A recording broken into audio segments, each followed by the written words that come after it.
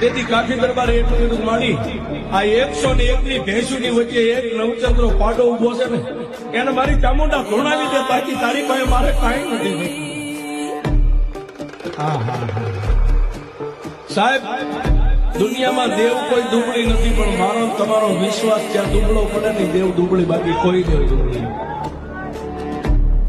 અને કદી એ ભમરીના રૂપે મારી ચામુંડા એટલું કીધું ઉભો થઈ જવા.